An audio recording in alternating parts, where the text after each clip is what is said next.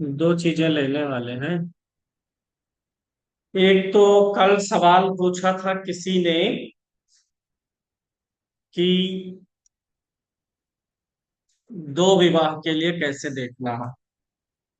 किसी का एक विवाह खराब हुआ तो दूसरा विवाह कैसे होगा। पहले इसी पे चर्चा करेंगे। जब आप सप्तम भाव को देखते हैं, सप्तम भाव और सप्तम के कारक ज्यादा बुरे होते हैं, प्रभावित होते हैं, पीड़ित होते हैं, तो ये आइडिया मिलता है कि वैवाहिक जीवन खराब रहेगा। तो वैवाहिक जीवन खराब, अभी कबीर जी याद दिलाइएगा, थोड़े समय बाद इसको भी ले लेंगे। तो वैवाहिक जीवन खराब का संकेत मिले ज्यादा बुरा, तो विवाह टूट भी जाएगा। तो उसी में दूसरे विवाह के लिए हमें जाना है। इसमें क्या कोई है जिसका दूसरा विवाह हुआ है? उन्हीं की कुंडली ले लेते हैं। एक्चुअली जो कुंडलियों का डेटा है हमारे पास, संग्रह, जिसमें हम सब लिखे हैं, वो वाली डायरी हम लाए नहीं। तो खाली है, नहीं तो आप लोगों से मांगना ना पड़ता।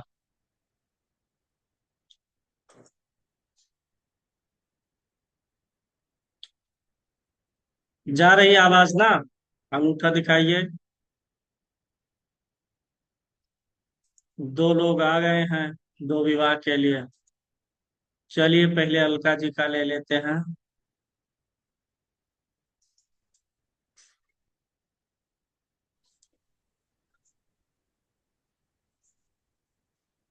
Good evening Alka ji, sir. Good evening. Date of birth कैसे दीजिए। हो? एकदम सर ठीक है, 20 एकदम जुलाई। बढ़िया। सर 20 जुलाई।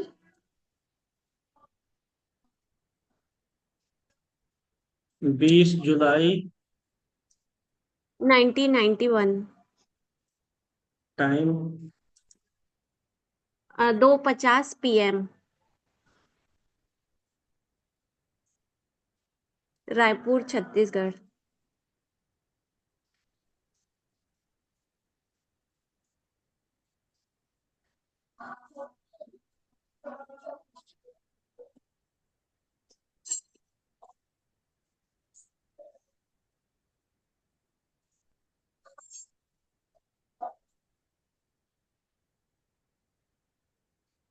ये कुंडली है ना?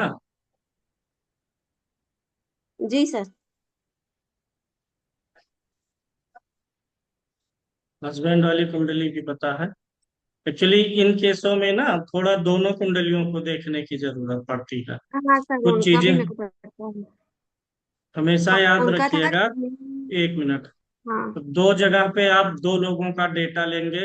अगर वैवाहिक जीवन की प्रॉब्लम है और संतान की, तो दोनों डेटा की हमें जरूरत पड़ती है। क्योंकि ये दो चीजें जी ऐसी हैं कि अगर एक में भी प्रॉब्लम होगा तो भी घटना घटित हो जाती है। उनका भी बोलिएगा। सर 3 सितंबर हम्म। 92। टाइम सुबह समय? का 6:30 है सर। सुबह के 6 बजे का है शायद। 6 की 6:30? सर मेष सिंह लग्न की कुंडली है उनकी। ठीक है। स्थान? रायपुर छत्तीसगढ़ी।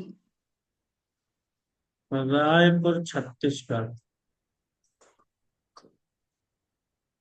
अभी क्लास ले रहे हैं, पढ़ा रहे हैं।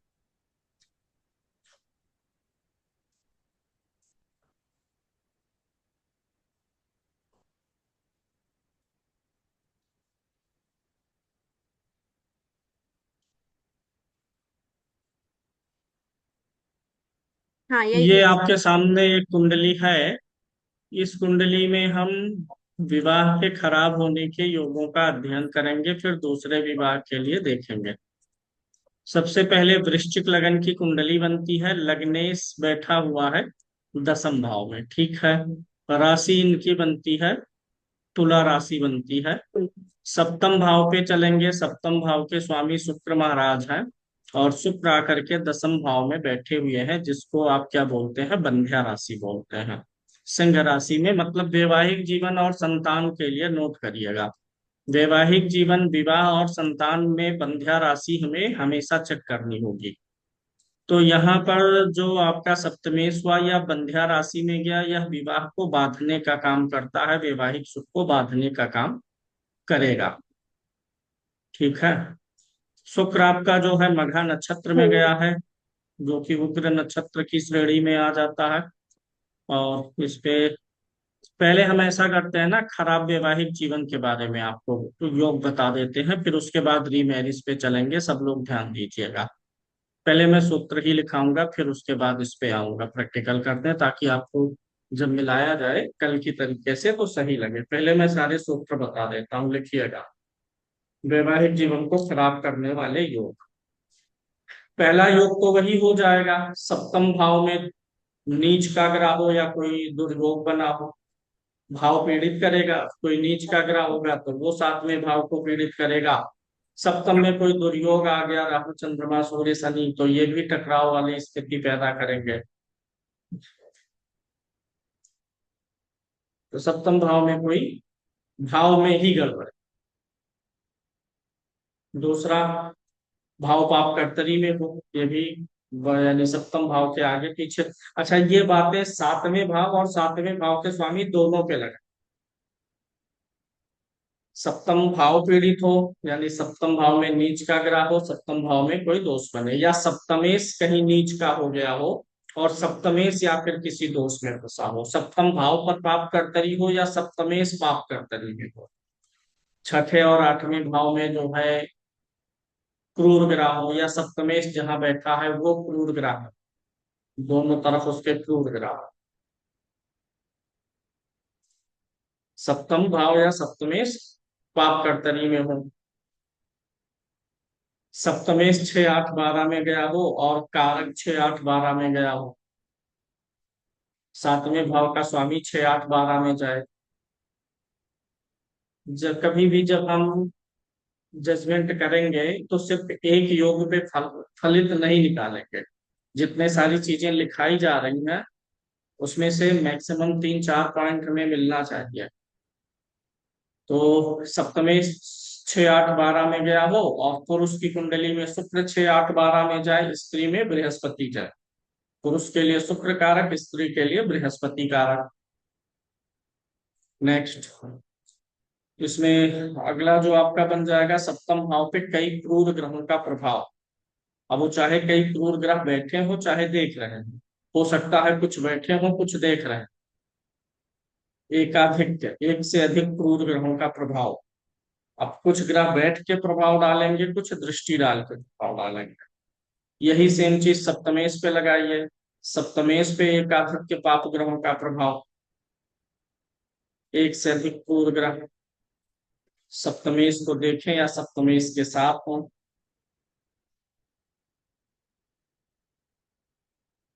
दो सूत्र स्पेशली स्त्रियों के लिए लिखिएगा। विष दोष,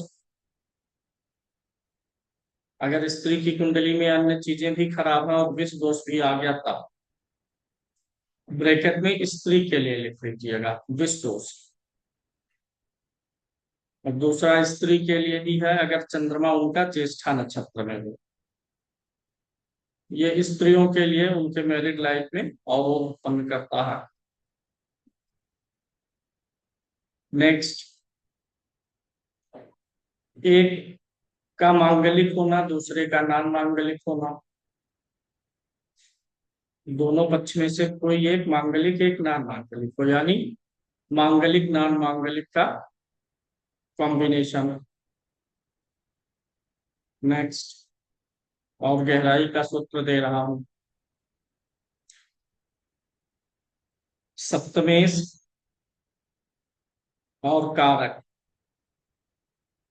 स्त्री के लिए कारक बृहस्पति, पुरुष के लिए शुक्र। सप्तमेश और कारक का बंध्या राशि में जाना।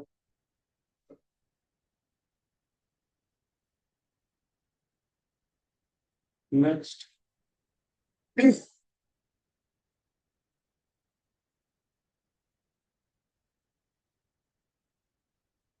अगला, सातवें भाव में बैठा ग्रह सप्तमेश, बंध्या राशि सूर्य और बुध की राशि बंध्या राशि होती है। मिथुन कन्या और सिंह राशि बंध्या राशि। बंध्या का मतलब समझ लीजिए वो बांधने वाला, बंधन में डालने वाला, कैद करने वाली राशि। सप्तम में बैठा ग्रह सप्तमेश और कारक का उग्र तीक्ष्ण नक्षत्र में जाना। उग्र नक्षत्र में जाए चाहे तीक्ष्ण में जाए, सप्तम में अगर कोई ग्रह बैठा है तब देख लेंगे उसका नक्षत्र, सप्तमेश का देख लेंगे और कारक का देखेंगे। और अगर कुंडली मांगलिक है तो मंगल का भी नक्षत्र देखेंगे कि वो भी उग्र या तीक्ष्ण में तो नहीं गया। अगर कुंडली मांगलिक है तो मंगल का भी उग्र तीक्ष्ण नक्षत्र चेक करेंगे। अगर कोई मांगलिक है उसका उग्र तीक्ष्ण नक्षत्र का मंगल है, तो मंगल की तीक्ष्णता शार्पनेस और बढ़ जाती है, यानी मांगलिक दोष का प्रभाव बहुत तेज हो जाता है।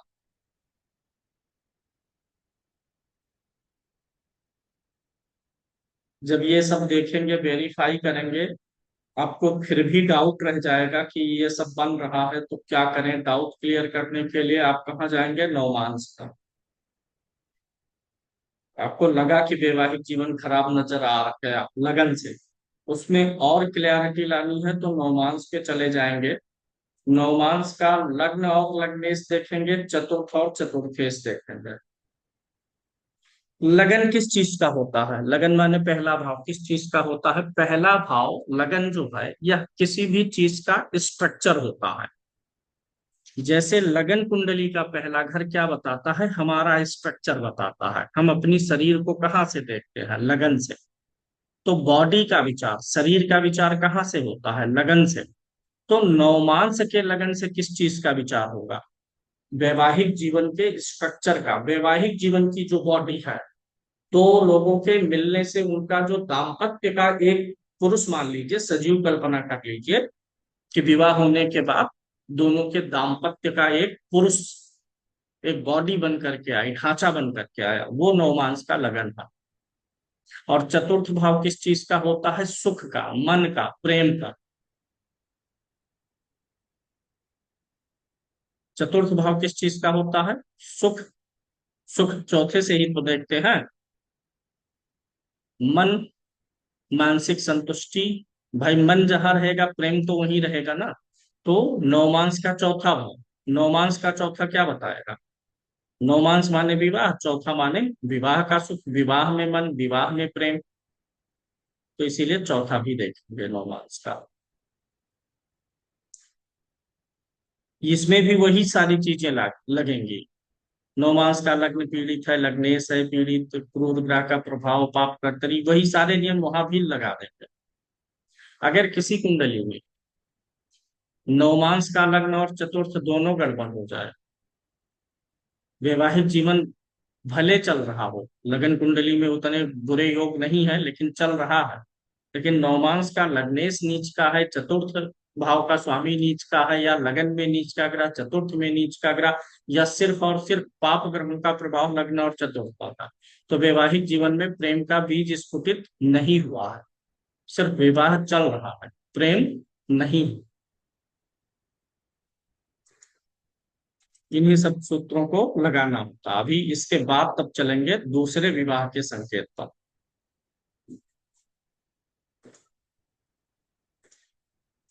यहाँ पर सप्तम भाव में तो कोई पीड़ादायक योग नहीं बन रहा है, सप्तम भाव में कोई क्रूर ग्रह नहीं बैठा है। दृष्टि देखेंगे तो किसी क्रूर ग्रह की दृष्टि नहीं है। सप्तम भाव का स्वामी शुक्र है, बंध्या राशि में गया है, और सप्तम भाव का स्वामी शुक्र कहाँ बैठा हुआ है, नक्षत्र उसका गड़बड़ है। उग्र और तीक्ष्ण नक्षत्र का प्रयोग दो जगह पे करना है। उग्र और तीक्ष्ण नक्षत्र फलादेश में हम दो जगह जरूर देखेंगे, कहाँ, वैवाहिक जीवन के संदर्भ में और मार्केश के संदर्भ में। वैवाहिक जीवन और मार्केश के संदर्भ में देखेंगे। कैसे देखेंगे, देखिए, इसी कुंडली को देख के क्या लग रहा कि अष्टम का केतु खराब है, और खराब है भी। अष्टम का केतु खराब है। अब हमें संकेत मिलता है कि केतु फिजिकली प्रॉब्लम्स उत्पन्न करेगा, चोट चपेट दिलवा सकता है, टाके लगवा सकता है, सर्जरी भी करवाता है। अष्टम का केतु ये सब करवाता है। ठीक है, गड़बड़ है। ऐसे कोई और दूसरा मार्केस ले लीजिए। दूसरा मार्केस यहाँ पे शुक्र भी बन जाएगा। शुक्र है भी तीक्ष्ण नक्षत्र में, तो दो जगह पे करना। वैवाहिक जीवन से जो हम जिन चीजों का विचार कर रहे हैं, वैवाहिक जीवन के लिए जिन चीजों का विचार कर रहे हैं, भाव भावेश कारक ये सब, अगर वो उग्र तीक्ष्ण में होंगे तो वैवाहिक जीवन बुरा करेंगे। दूसरा, अगर मार्केश या कुंडली में कोई ग्रह जो पीड़ित है, जिसको देख के ये लग रहा कि ये इसकी दशा खतरनाक होगी, अगर वह उग्र तीक्ष्ण में होगा तो उसकी दशा में शारीरिक पीड़ा और बढ़ जाए। अब इन ये जो केतु है अष्टम में है, लेकिन केतु का नक्षत्र देखिए, ये पुनर्वसु में है, उग्र तीक्ष्ण में नहीं है।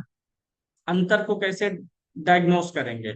दो लोगों की कुंडली में केतु अष्टम में है, सेम राशि में है, सेम लगन, इधर उधर थोड़ा हुआ, नक्षत्र बदला, नक्षत्र तो बदल जाएगा ना राशि होने के बावजूद भी।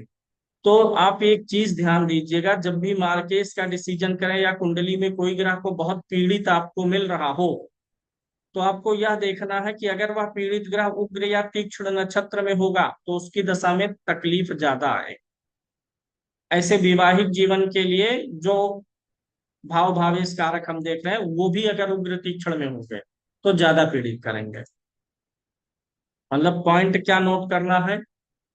उग्र और तीक्ष्ण नक्षत्रों में स्थित ग्रहों का दुष्प्रभाव वैवाहिक पक्ष और मारक के केस में जरूर देखना है।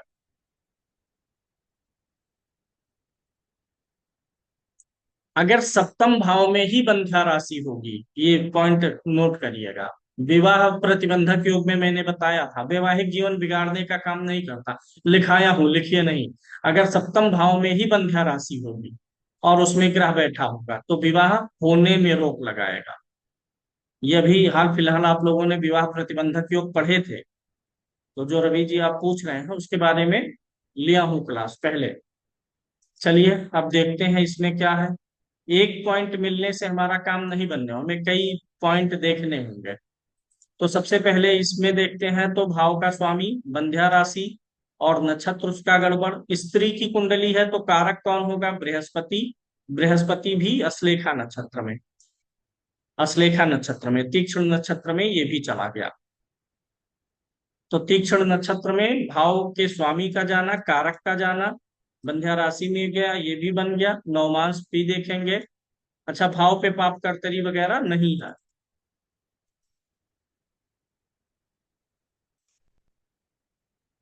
सप्तम भाव पे पाप कर्तरी नहीं है। सप्तमेश को चेक करिए पाप कर्तरी के लिए। मंगल शुक्र की युति है और इधर भी ग्रह है, डिग्री से हमें पता चलेगा। ध्यान से देखिएगा, जिनको डिग्री से नहीं निकालना आ रहा वो अभी समझ जाएंगे। मंगल कितने अंश का है? 9 अंश का। शुक्र कितने अंश का है? 11 अंश का। तो मंगल पीछे है, शुक्र आगे है। तो मंगल के पीछे पाप ग्रह, शुक्र के पीछे पाप ग्रह मंगल तो है, लेकिन आगे कोई ग्रह नहीं, तो कोई कर्तरी लागू नहीं होगी, तो पाप कर्तरी नहीं है। नौमांश में आ जाइए। नौमांश में लग्नेश देखिए नीच का है, वेरीफाई हो गया। यहां से थोड़ा डाउट था कि हाँ चलो चीजें कम मिली, दो तीन चीजें पर्याप्त तो मिल गई थी, लेकिन फिर भी अगर डाउट रहा था तो ये क्लियर किया। नौमांश का लग्नेश देखिए नीच का है। लगन लॉर्ड कौन है? बुध है। और ये बुध महाराज कहाँ गए? सप्तम में, नीच राशि में। गड़बड़ हो गया। लगन पे दृष्टि देखेंगे तो क्रूर ग्रह मंगल की दृष्टि। अच्छा, जो लगन कुंडली से सातवें भाव का स्वामी है, वर्ग कुंडली देखने का तरीका, जिस भाव के लिए विचार कर रहे हैं उस भाव के स्वामी की स्थिति को भी वर्ग कुंडली में देखिए। जैसे अगर आप D10 देख रहे हैं, दशमांश, तो लगन कुंडली के दशमेश की स्थिति भी D10 में देखेंगे। ऐसे नौमांस का विचार हो रहा है तो सप्तम लगने लगन में सातवें भाव का स्वामी जो है उसका यहाँ पर स्थिति देखेंगे, वो तो ठीक स्थिति में है। सप्तमेश जो है यहाँ लाभ भाव में है फिलहाल। ये योग बड़ा खतरनाक था।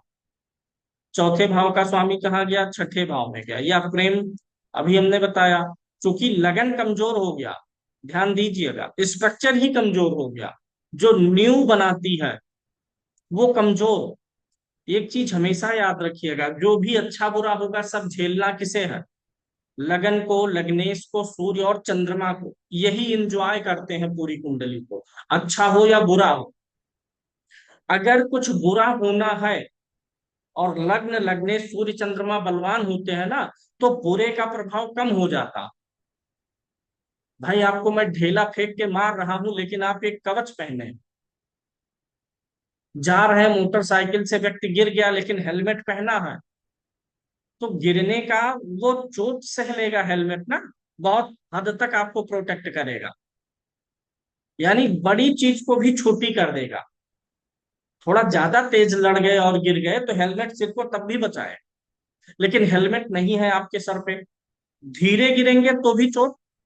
जो हेलमेट आप पहन के जितने सुरक्षित हुए थे, ज्यादा तेज लगने पर भी, अब धीरे लगने पर भी नहीं सुरक्षित है। वही लगन है। तो नौमास का लग्नेश जो नीच का है उसी को सब झेलना था। शुक्र का बंध्या में जाना, शुक्र का और गुरु का इस कुंडली के अनुसार उग्र तीक्ष्ण में जाना, ये सब झेलना किसे था? लगन को। किसके लगन को? नौमांस के लगन। और वही वीक है। अगर लग्नेश जैसे नौमांस कुंडली में चौथे का स्वामी गुरु छठे में गया, चौथे का स्वामी बृहस्पति है छठे में गया है, ये चीज एडजस्ट कर हो जाती। कब? जब लग्नेश बलवान होता तो ये डाइजेस्ट करता, इस प्रॉब्लम को और छोटी करता। लेकिन जब लग्नेश वीक होता है तो छोटी प्रॉब्लम भी बड़ी हो जाती है, बड़ी की तो बात ही क्या करें। तो ये जितने पैरामीटर हमने आपको लिखा है याद करिएगा। इसमें शनि भी अष्टम में नीच का है। अब आप लोगों के मैं सेंस पे छोड़ रहा हूं ये, अभी आप लोग चिंतन करिए। और नौमांस के अष्टम में शनि के नीच होने का सीधा सिंपल एक फलादेश बताइए, खुद सोचिए 10 सेकंड में। आप लोगों को सिर्फ सूत्र नियम पढ़ने से एस्ट्रोलॉजी नहीं आती, आपको डेवलप करना होगा अपने अंदर सोचने का तरीका। क्योंकि ये मैं पढ़ाया हूँ, ये फलादेश भी मैं पढ़ाया हूँ और सिखा दिया हूं। बस आप सोच पाते हैं कि नहीं। अष्टम भाव किस चीज का होता है? आयु का। Pay attention. अष्टम भाव आयु का है। और ये कहाँ का अष्टम है? नौमांस का। नौमांस से क्या देखते हैं? वैवाहिक जीवन। तो ये अष्टम भाव किसकी आयु हुई? वैवाहिक जीवन की आयु हुई। ध्यान दीजिएगा, ये अष्टम भाव आयु का है, विपत्ति का है, पतन का है, हानि का है, खत्म का है, अंत का है। तो ये हम लगन कुंडली में तो देख नहीं रहे, लगन के लिए देखते तो शरीर पे आता, नौमांस में देख रहे हैं तो किसके लिए आएगा? विवाह के लिए। यहाँ नीच का ग्रह ये क्या दे रहा कि आयु में डैमेज कर रहा है। किसी भी वर्ग कुंडली का अष्टम भाव पीड़ित होना उस वर्ग कुंडली से विचारणीय चीज की आयु पे खतरा उत्पन्न करता है। तो ये शनि नीच का भी यहाँ पर कारण बना। ऐसे हर ग्रह का कर सकते हैं आप एनालिसिस। छठा भाव किस चीज का है? विरोध का है, बैर का है, कंपटीशन का है। छठा भाव काम क्रोध लोभ मोह मतलब परेशानी वाले भाव है ठीक। और पति का कारक बृहस्पति खुद बैठा है, पति से ही बैर हो गया। मन का स्वामी है। ससुराल का भाव ये होता है, जैसे यहाँ पर क्या देखते हैं, लगन से सातवां भाव आपका पति है, दाम्पत्य है, ये सब ससुराल के अन्य लोगों को देखना है। तो वो नौमांस का सप्तम देख लीजिए। नौमांस का सप्तम भाव, अरे भाई सप्तम भाव किसका होता है? पार्टनर का होता है। सप्तम भाव पार्टनर का होता है ना। पार्टनर का अर्थ ये नहीं है कि मेरा विवाह जिस लड़की से हुआ सिर्फ वही पार्टनर। जब मेरा विवाह हुआ तो मेरे पार्टनर और लड़की के पार्टनर दोनों परिवार भी पार्टनरशिप में आते हैं कि नहीं आते हैं? विजय जी बताइए। दो परिवार भी तो पार्टनरशिप में आते हैं। तो ये जो दो परिवार पार्टनरशिप में आ रहे हैं, वो नौमांस का सातवां भाव। तो नौमांस का सातवां गड़बड़ होगा। तो यानी ससुराल के जो अन्य लोग हैं उनसे रिस्पेक्ट नहीं मिल पाएगा। तो यहाँ पर वो भी है। तो कारण अब स्पष्ट हो गया, इतने सारे नियमों को लगाइएगा। नौमांस का दसम भाव क्या दर्शाएगा? वैवाहिक जीवन के लिए किए जाने वाले कर्म।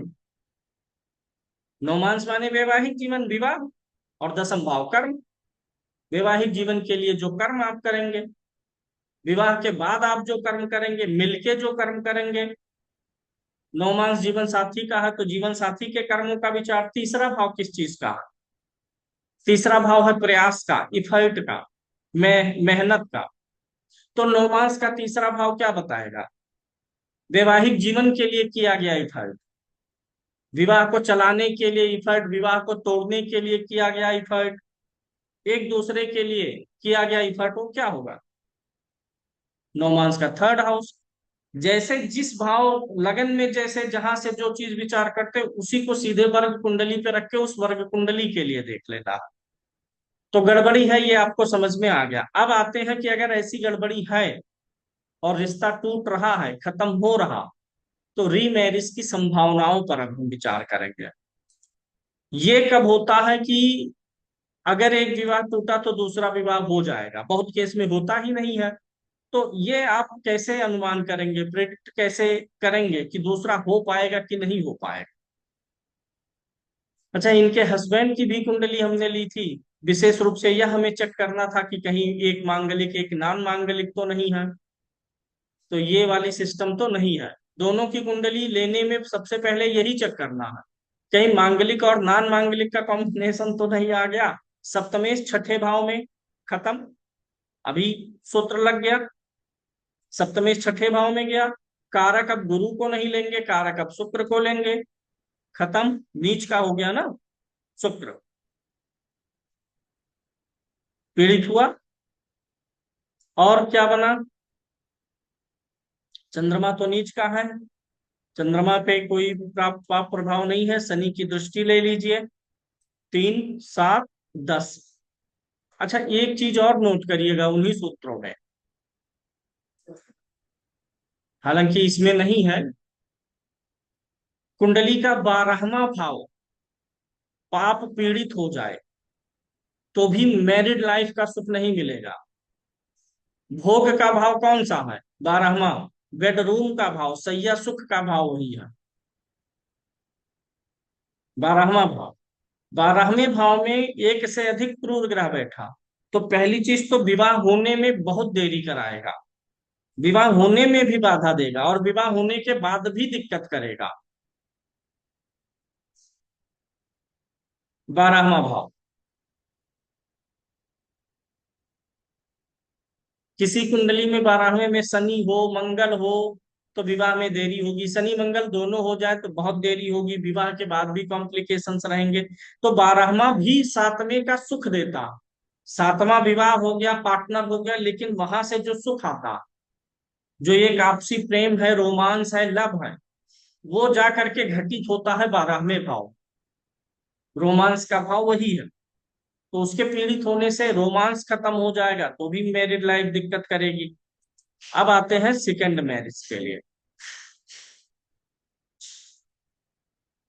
सेकंड मैरिज के लिए सीधी सी बात है, पहली प्रॉमिस कहाँ नजर आएगी? अगर पुरुष की कुंडली है और पहला विवाह गड़बड़ दिखा, टूटा, दूसरे के लिए पहली प्रॉमिस कहाँ से नजर आएगी? अगर शुक्र कुंडली में अच्छा है। शुक्र कुंडली में अच्छा होना चाहिए। अच्छा होने का मतलब नीच वगैरह ना हो, अस्त ना हो, छठे आठवें भाव में जाकर के पीड़ित ना हो।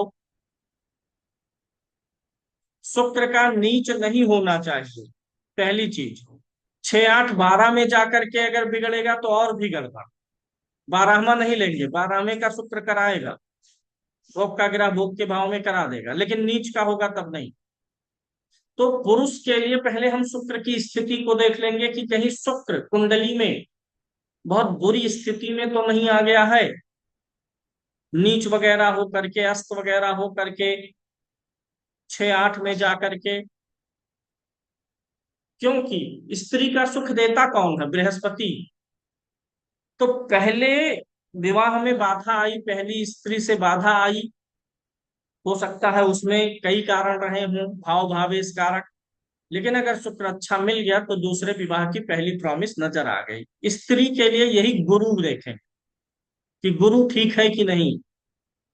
अगर गुरु ठीक है, राशि अच्छी मिली है उसे, भाव 6, 8, 12 में नहीं है, पुरुष के लिए मैं छोड़ रहा हूं 12वें भाव को, लेकिन स्त्री के केस में 12वां ले लिया जाए। क्योंकि शुक्र के लिए स्पेशल नियम है कि 12वें में वो योग कारक है, अच्छा है। काल पुरुष से वह अपनी उच्च राशि में होता है और भोग का ग्रह भोग के भाव में। तो स्त्री में गुरु अच्छा होगा तब दूसरे की प्रॉमिस नजर आएगी। ये पहला सूत्र। दूसरा सूत्र होता है, पहली शादी टूटी, पहली पत्नी गई, दूसरा विवाह करना। तो हम क्या कर रहे हैं? हमारे पास कोई एक चीज थी, अब हम उसी चीज का क्या ला रहे हैं? प्रतिरूप ला। भाई एक स्त्री गई छूटी, दूसरा विवाह कर रहे हैं, तो हम क्या कर रहे हैं? पहली का ही फोटोकॉपी लाना चाह रहे हैं। स्त्री दूसरी आएगी, उसको दूसरी क्यों बोल रहे हैं? दूसरा इसीलिए क्योंकि पहला कुछ और था, वैसा ही लाना है, इसीलिए उसको दूसरा बोलो। तो किसी भी चीज का प्रतिरूप थर्ड हाउस होता है। ये बताइए, आप अपनी कुंडली से छोटे भाई का विचार कहाँ से करते हैं? तीसरे भाव से। क्योंकि छोटा भाई बड़े का क्या होता है? प्रतिरूप। और वैसे भी पता है प्रतिरूप होता है, दोनों का ब्लड एक है, उसी की फोटोकॉपी मानी जाएगी। है वही चीज, एक ही पिता की संतान दोनों हुए ना, तो वो मानेंगे ना कि वो उसका प्रतिरूप ही है, जब एक ही पिता की संतान है। तो प्रतिरूप का भाव कौन सा होता है? तीसरा।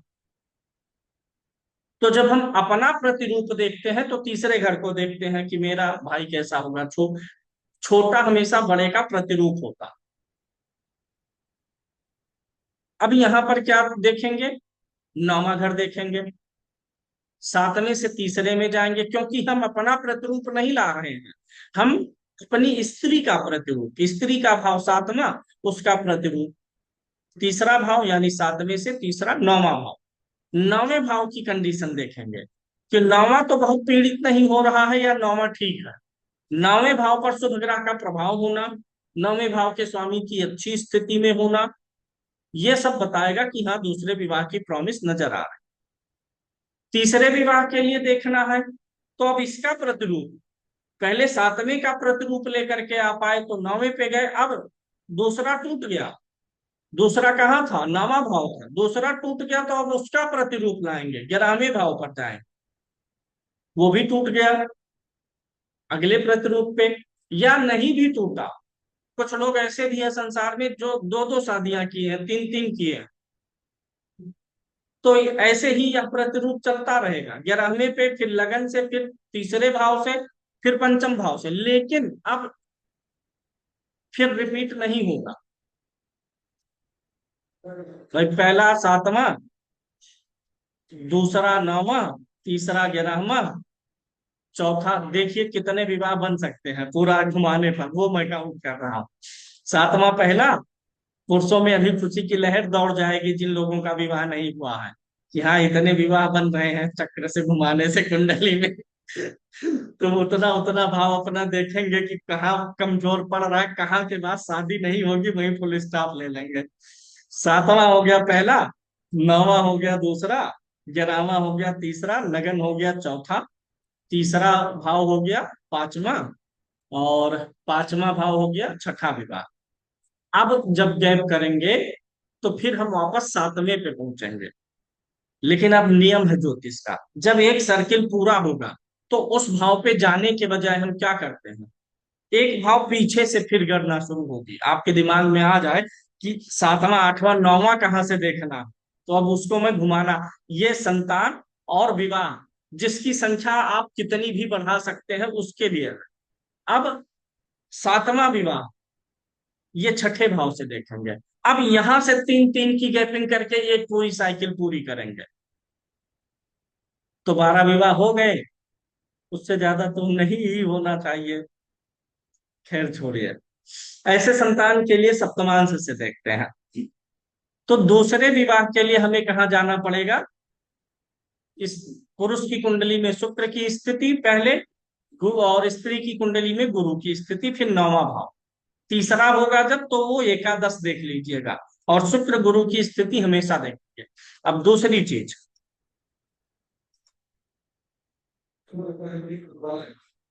ये जो, भले आप दूसरा विवाह कर ले, पहले में आपका डाइवोर्स हो गया हो, छूट गया हो, या डेथ हो गई, लेकिन जो आप दूसरा लाते हैं ना, वो पहले की क्या होती है, सौतन या सौतना। पुरुष में बोले जो भी कुछ कहते हो, मेल में बोले तो सौतन की सौतना, स्त्री में सौता। नौमांस की मैं बात करने चल रहा हूं कि हाँ, अगर पहले विवाह के लिए अगर आप देखते हैं, अभी मैंने आपको बताया ना कि नौमांस का लगन देखना है, ये पहले विवाह के लिए। लेकिन अगर दूसरे विवाह का जजमेंट हमें नौमांस से करना है, तब क्या करेंगे?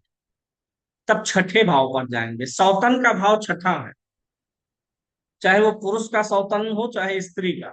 अब नौमांस में छठे भाव को देखेंगे। छठे भाव में लगन बना लेंगे। इस छठे भाव को छठा भाव नहीं मानना है। दूसरे विवाह के लिए नौमांस के छठे भाव को लगन बना लीजिए, और इसमें बैठे हुए ग्रहों को देख लीजिए, इसके स्वामी को देख लीजिए, फिर प्रॉमिस नजर आ जाएंगे। अब इस कुंडली में देखते हैं, गुरु की स्थिति अच्छी है, गुरु उच्च का है। क्योंकि स्त्री की कुंडली है तो हम गुरु को देखेंगे। और भाव भी ठीक है। भाव में दो दो शुभ ग्रह बैठे हुए हैं, गुरु और बुध। और भाव का स्वामी ये थोड़ा सा 12 में गया है, लेकिन अपने भाव में चतुर्थ में है। अपने भाव से चतुर्थ में है, नहीं गड़बड़ है। यानी यहां से बहुत ज्यादा प्रेशर नहीं लेना है, सिर्फ स्थिति देखिए। भाव का स्वामी भी ठीक है, सूर्य के आगे है, शुक्ल पक्ष का है। और भाव में दो शुभ ग्रह बैठे हैं, ठीक है। हाँ, ये क्रूर ग्रह गुरु भी बैठा है, थोड़ा ये डिले करवाएगा। क्रूर ग्रह है तो ये टाइम लेगा। गुलिक भी है ये भी, लेकिन दो शुभ ग्रहों का प्रभाव भी आएगा, बन जा। नौमांस में आ जाते हैं, छठे भाव को लगन बना लिए, तो शुभ ग्रह गुरु बैठा है। भाव का स्वामी शनि नीच का है। यानी शनि पहले में भी दिक्कत देने वाला था, और दूसरे में भी दिक्कत दे रहा। पहले में तो मैरिड लाइफ खराब कर रहा, दूसरे में होने में दिक्कत पैदा करेगा थोड़ा, क्योंकि नीच का। लेकिन भाव में, भाव मुख्य है, भाव में अगर शुभ ग्रह आ गया तो प्रॉमिस नजर आ चुकी है, तो विवाह हो जाएगा। अगला सवाल आएगा आपका, कब? दूसरे विवाह के लिए क्या दशा देखें, किस ग्रह की दशा अंतर दशा देखें? तो इसके लिए क्या करेंगे?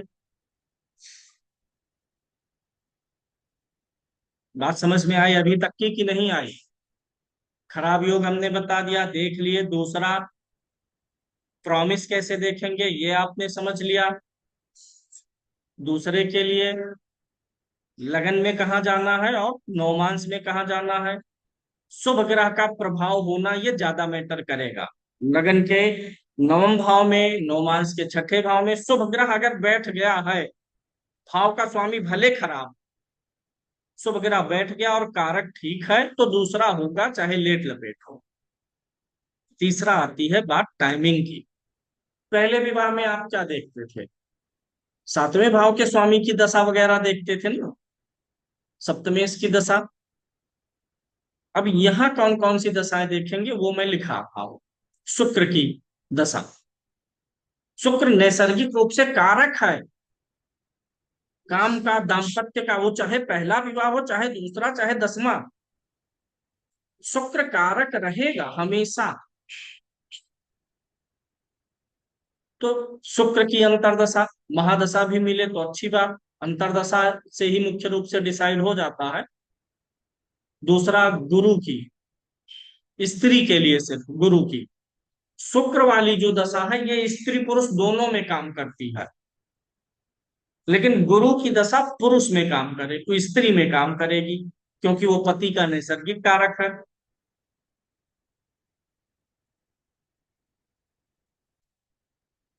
नेक्स्ट, नवम भाव का जो स्वामी है या नवम भाव में जो शुभ ग्रह बैठा है, नवम भाव का स्वामी या नवम भाव में जो शुभ ग्रह बैठा, उसकी अंतर्दशा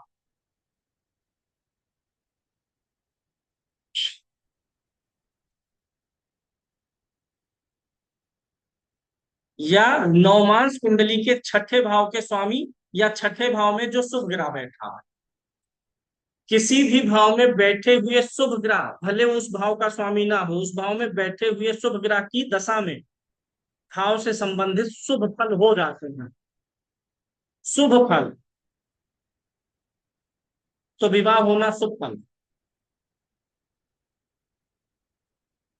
और गोचर में अगर देखना चाहेंगे तो गोचर में वही नवम भाव नवमेश पर गुरु की दृष्टि आए, गुरु का गोचर वहां से जाए, नवमांश के छठे भाव में बैठा हुआ ग्रह छठे भाव के स्वामी से गोचर जाए। नक्षत्र भी देख सकते हैं आप कैसे नवम भाव बन रहा है, नवम भाव का स्वामी जिसके नक्षत्र में बैठा हो उस ग्रह की दशा, या जो ग्रह नवमेश के नक्षत्र में बैठा हो उसकी दशा। अब घटना कब घटित हो जाती है, जब हमें नवम भाव से कनेक्टेड कोई अंतर दशा मिल जाए और गोचर में गुरु का प्रभाव भी आ जाए। अब इसी कुंडली पे हम अप्लाई कर लेते हैं। इस कुंडली में अभी वर्तमान में शुक्र की अंतरदशा चल रही है, बुध में शुक्र। यहां पर देखेंगे अगर आप तो बुध की महादशा है और शुक्र की अंतरदशा है, मई 2028 तक चलेगी। शुक्र नैसर्गिक रूप से कारक है, चाहे पुरुष हो चाहे स्त्री। और ऐसे संतान के लिए गुरु नैसर्गिक कारक होता है, चाहे पुरुष की कुंडली होगी चाहे स्त्री की। तो शुक्र की अंतरदशा है। वैसे भी शुक्र की अंतरदशा, शुक्र सातवें का स्वामी है। सातवां हमेशा काम सुख को इंडिकेट करता है, तो कोई भी ग्रह स्वामी हो। तो यहाँ पर तो शुक्र हो गया तो ज्यादा प्रबल हो गया। तो बुध की महादशा, शुक्र की अंतरदशा, प्रत्यंतर में भी हमें चलना पड़ेगा विवाह के लिए हमेशा प्रत्यंतर, क्योंकि महादशा में अंतरदशा भी लंबी हो जाती है। 2025 से 28 है, इसको और शॉर्ट करें तो प्रत्यंतर में चलेंगे। प्रत्यंतर किन ग्रहों का लेंगे? प्रत्यंतर उन्हीं ग्रहों का लेंगे जो नवम भाव को प्रभावित करने वाले अच्छे ग्रह हैं। तो यहां पर बुध में शुक्र में गुरु में प्रॉमिस बनती है सबसे अधिक। क्यों? क्योंकि शुक्र कारक हो गया नैसर्गिक रूप से दाम्पत्य सुख देने का, और गुरु इनके नवम में उच्च का होके बैठा है। और वही गुरु द्वितीय विवाह वाले भाव में नवमांश में भी बैठा है।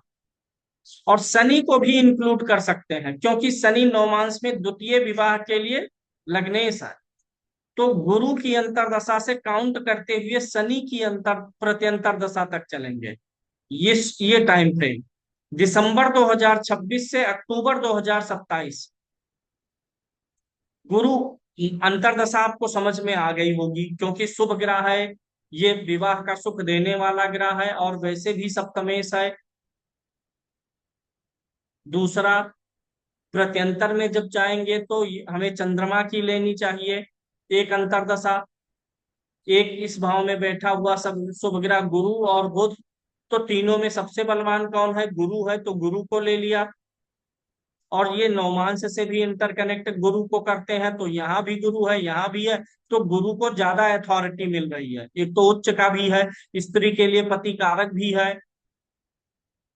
और टाइम फ्रेम थोड़ा लंबा करना चाहें तो शुक्र में गुरु की अंतरदशा लिए, शनि को भी इसी साथ साथ था तो इसको भी शामिल कर लिए, क्योंकि शनि नवमांश में यहाँ का स्वामी है।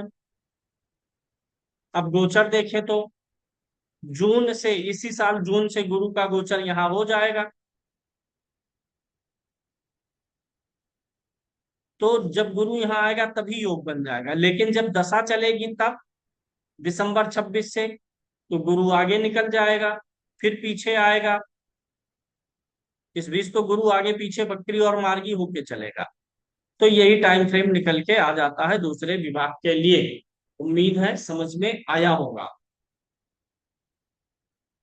प्रैक्टिस करना पड़ेगा। इतने सारे सूत्र जानते हैं, दिमाग में इसे बैठाना पड़ेगा। अब उसके लिए कोई जुगाड़ ढूंढिए और एक लाइन का फार्मूला ढूंढिए, नहीं होता, ऐसे कुछ नहीं होता। एक लाइन के फार्मूले से कुछ होता ना, तो आईएएस की तैयारी लोग 4-4 साल थोड़े करते। एक एक फार्मूला रखते, पूरी हिस्ट्री तैयार, एक फार्मूले में केमिस्ट्री तैयार। ऐसे ये भी है। पूरा जान लीजिए, आईएएस लेवल की पढ़ाई है। उतना समय, उतना टाइम, रिसर्च, एक्सपीरियंस देना पड़ता। भाई कोई आदमी आईएएस बन रहा है रोज 6 घंटे पढ़ के, तो बाद में उसको आईएएस का मिल रहा है रुतबा। वैसे अगर आप रुतबा एस्ट्रोलॉजर लॉजी में चाहते हैं, कम रुतबा नहीं है एस्ट्रोलॉजर का, बहुत है, अच्छे तो बन के देखिए। दो ही लोग तो पैसा कमाते हैं इस लाइन में। या तो आप एक अच्छे कथावाचक बन लीजिए, या आप एक अच्छे एस्ट्रोलॉजर हो लीजिए।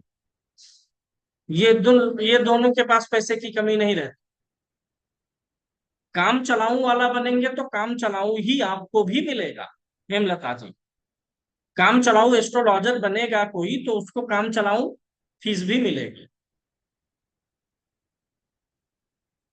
तो अगर आप एक प्रोफेसर बनने के लिए 6 घंटे, 7 घंटे, 5 घंटे पढ़ाई करते हैं, तब जाकर के प्रोफेसर यानी एक्सपर्ट बनते हैं। तो एस्ट्रोलॉजी में भी एक्सपर्टीज अगर आपको लेनी है तो 5-6 घंटे पढ़िए। एक दिन नहीं, 2, 4, 6 साल पढ़िए, आएगा। अभी जैसे हमने आपको एक व्यू दिया कि नवमांश के अष्टम में नीच का शनि था, फलादेश करने का हमने आपको एक व्यू दिया। अब आपके पास है कि आप इसी के माध्यम से लग्न, नवमांश, दशमांश, चतुर्थांश सब में यही सूत्र बनाइए अपनी तरफ से और नोट डाउन कर लीजिए। सब पे एनालिसिस कर लीजिए, आपको एक नया फार्मूला, एनालिसिस का तरीका, सोचने का एक नया दृष्टिकोण मिल गया।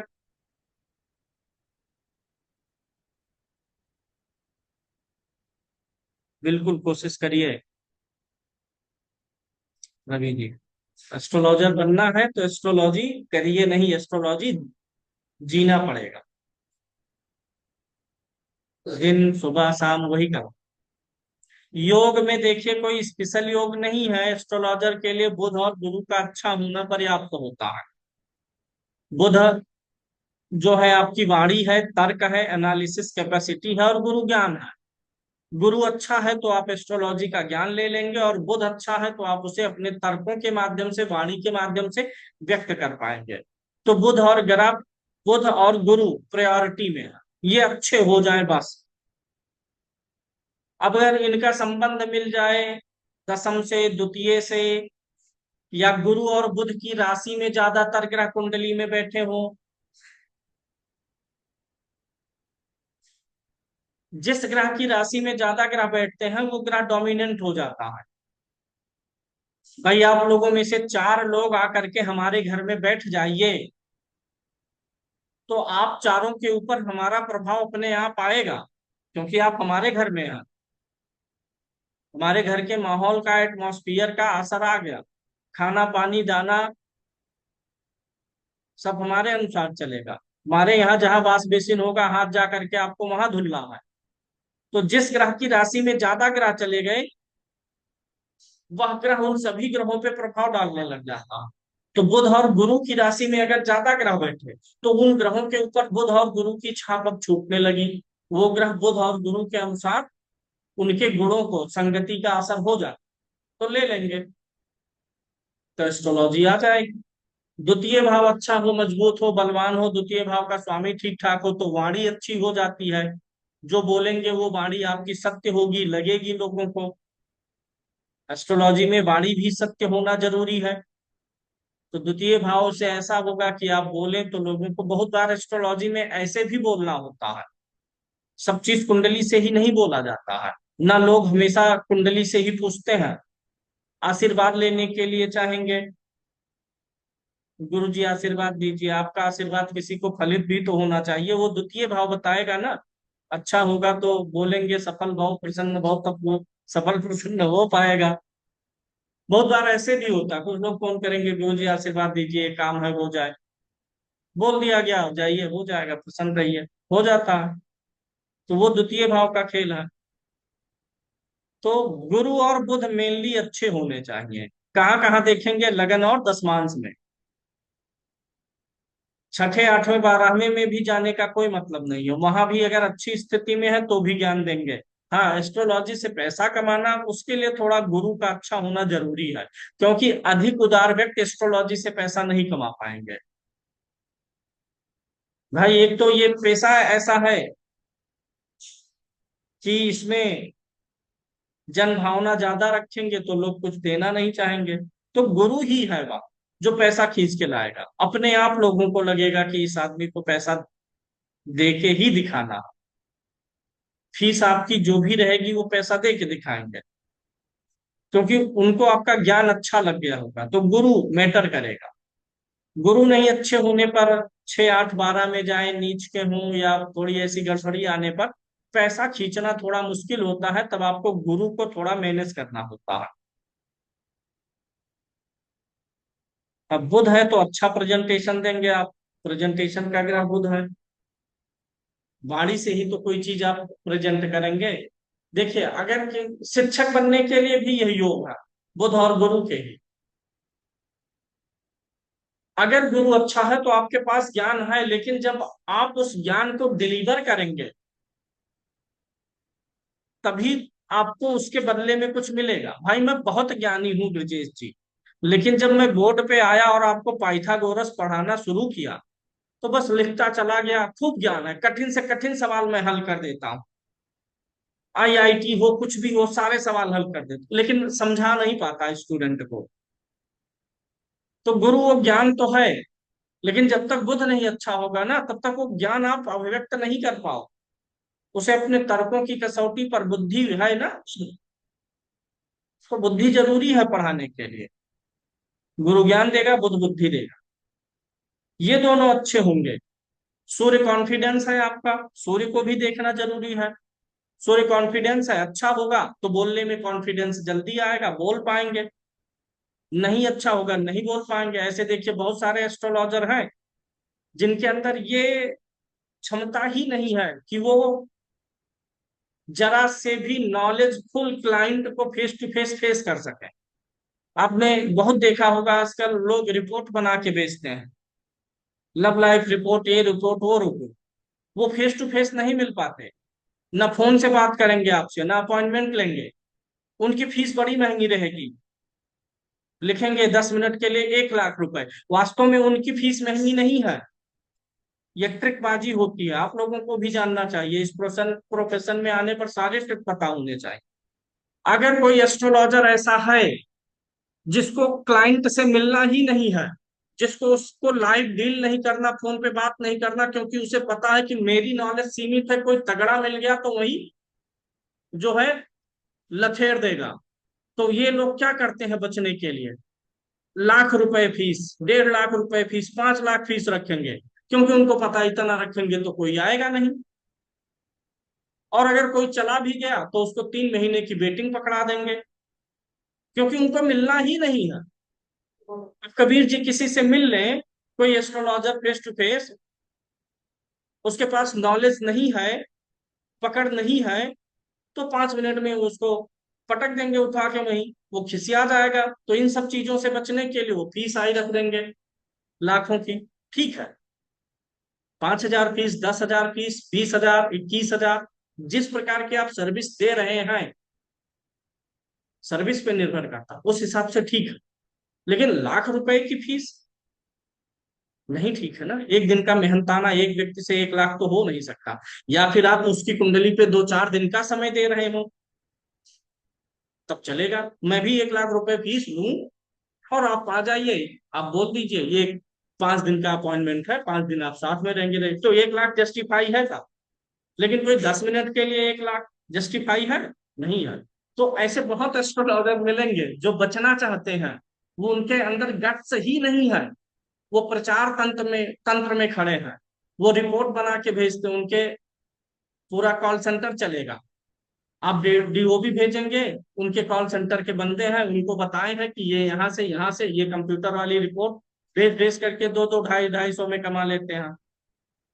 और भाई 150 करोड़ की आबादी में बहुत सारे लोग हैं, प्रचार देख के गए, 250 दिए, ढाई ढाई सौ, अगर उनको हर महीने 1,000 क्लाइंट मिल गए, 1,000 रुपया है। क्योंकि खुद मेहनत तो कुछ कर नहीं रहे, आदमी बैठा है, खुद तो खाली चेहरा दिखा के प्रचार कर रहे हैं कि अमिताभ बच्चन की कुंडली किसी को दे दी जाए तो कोई व्यक्ति नहीं बता पाएगा कि ये अभिनेता बनेंगे। हम तो कहते हैं अगर तुम्हें भी दी जाती और ना बताया जाता कि अमिताभ बच्चन की कुंडली है, तो तुम भी ना बोल पाते कि ये व्यक्ति इतना सक्सेसफुल होगा। अक्सर ये जितने प्रचार वाले लोग हैं ना, ये लोग सिर्फ प्रचार के बल पे ना, वीडियो जो उनके देखने जाएंगे कोई भी कैलकुलेशन नहीं, गुणा नहीं, तर्क नहीं, टेलीप्रॉम्प्टर आगे रख के वीडियो बनाते हैं ऐसे लोग।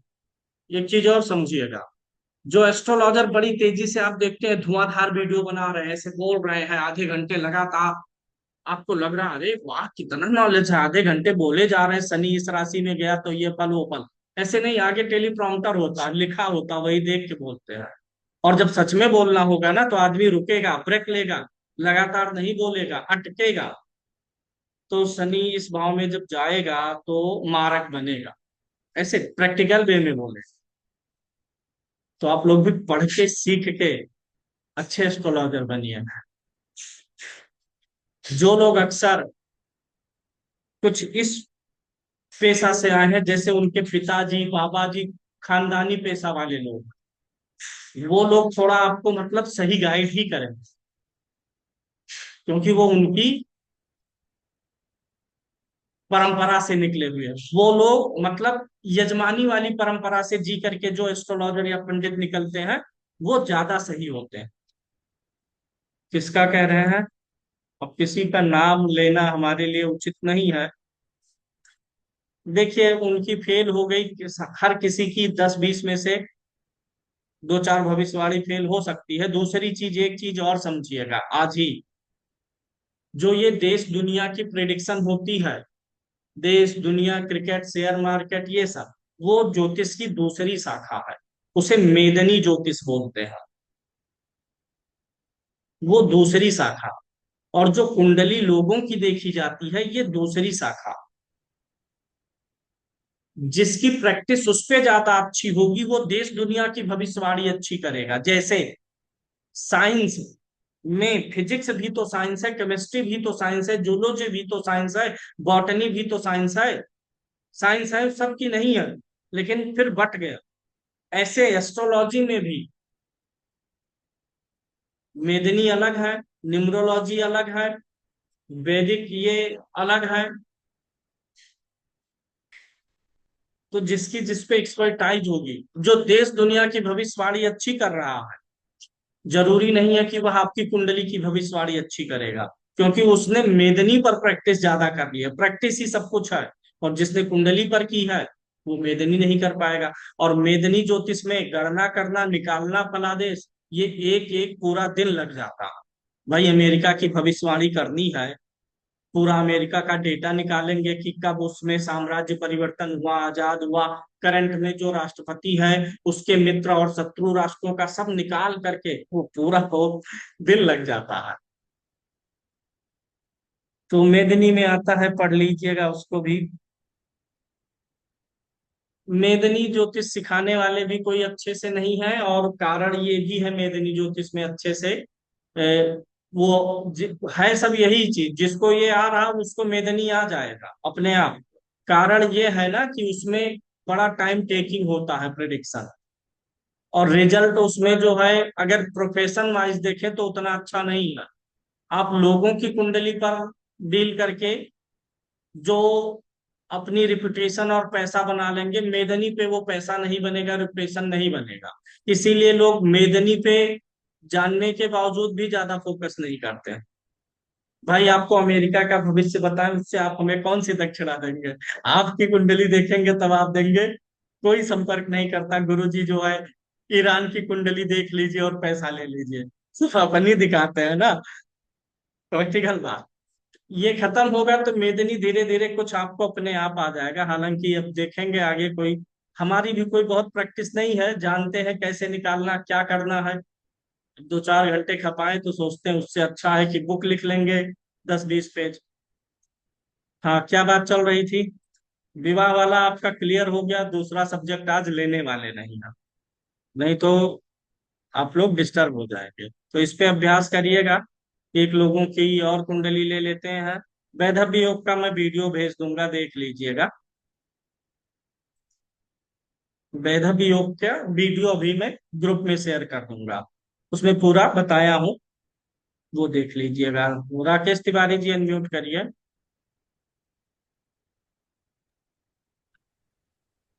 हाँ जी सर, ये डेट है 30 अक्टूबर 1979, 1979। पुरुष के है। हाँ पुरुष है।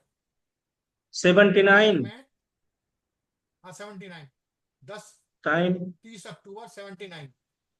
टाइम है सायकाल 4:20, शाम शाम का समय 16:20 बोल दीजिए। स्थान। मुरादाबाद, उत्तर प्रदेश।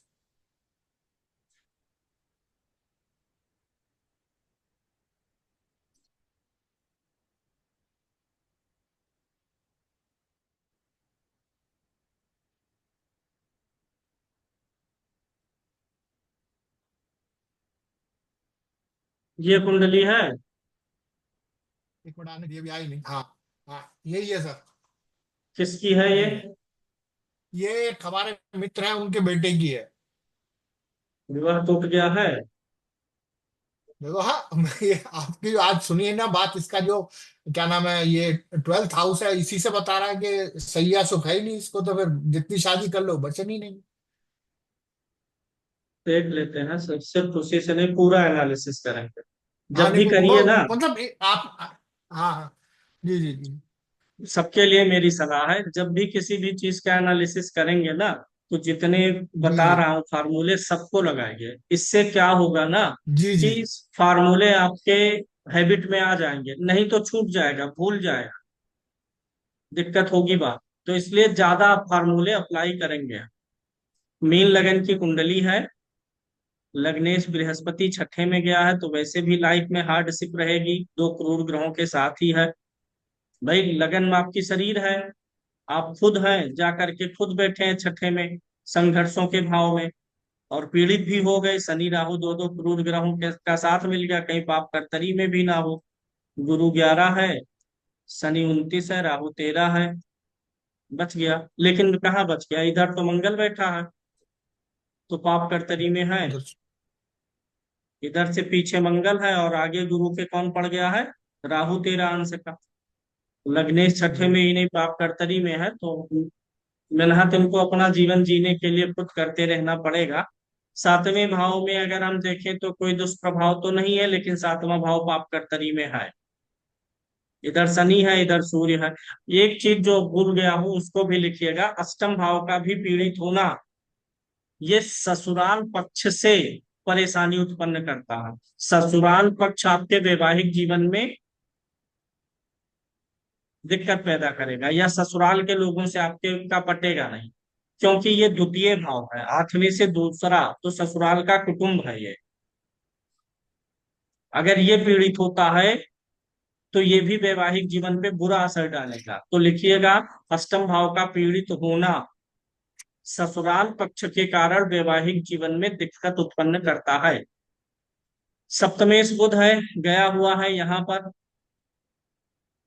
ठीक है, इतना तो गड़बड़ नहीं है, शत्रु राशि में भले है, उग्र या तीक्ष्ण नक्षत्र में नहीं है। भाव पाप कर्तरी में आया, एक ये मिला। शुक्र को देखेंगे, शुक्र महाराज यहीं पर है, उग्र या तीक्ष्ण में नहीं है, 0 अंश के है, गड़बड़ तो है ये थोड़ा।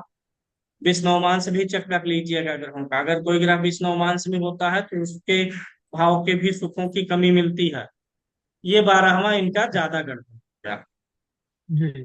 चंद्रमा केतु का दोष बन गया, इससे भी ज्यादा वो यहाँ पे विष दोष बना, यहाँ पर भी विष दोष बना, लगन पीड़ित हो रहा यहाँ पर। विष दोष का काम ही यही है कि असंतुष्टि पैदा करे, तो वैवाहिक जीवन पूर्ण असंतुष्टि वाला कर दिया। लग्नेश कौन है? गुरु है, अष्टम में गया हुआ है, उच्च का हुआ है, हालांकि बहुत गड़बड़ तो नहीं है। तो ये कारण ये है, ये पाप कर्तरी है, एक ये है। शेष इनका जिससे विवाह हुआ था उनकी कुंडली पर भी निर्भर करता है कि मांगलिक नॉन मांगलिक की मैचिंग के लिए सही कॉम्बिनेशन बनाया गया कि नहीं बनाया। दो शादी उनकी चलिए, दोनों खत्म हो गई। तीसरे का 11वें भाव पे देख लीजिएगा फिर। नवम में देखिए शुक्र और बुध बैठे थे, तो इसी कुंडली में जी नवम में शुक्र बुध थे, तो नवम में दो शुक्र थे, जी तो दूसरा करा दिए। जी, गौचा करा दिए। फिर एकादश में जाके देख लिया जाएगा। चलिए फिलहाल आज इतना ही, अब समय पर्याप्त हो गया है। जी जी फिर मिलेंगे एक नए जी विषय वस्तु के साथ में कल। उम्मीद है हमने आपको क्या क्या पढ़ा दिया। विवाह से जुड़ा विवाह प्रतिबंधक पढ़ा दिया है हमने, खराब वैवाहिक जीवन का पढ़ा दिया, दूसरे विवाह का पढ़ा दिया, मतलब विवाह से जुड़ा सब पढ़ा दिया। टाइमिंग निकालना भी आज पढ़ा दिया। जैसे दूसरे विवाह का नवम से भी निकालेंगे, वैसे पहले का सप्तम से, हालांकि जब दशा वाला क्लास चलेगा तो उसमें भी आपको टाइमिंग पढ़ाई जाएगी। तब देख लेंगे, सरकारी नौकरी वाला भी नहीं पढ़ाया गया ना, गवर्नमेंट जॉब के लिए, उसको देख लेंगे, और ऐसे कुछ और योग होंगे उसको भी देखेंगे। जाइए, धन्यवाद।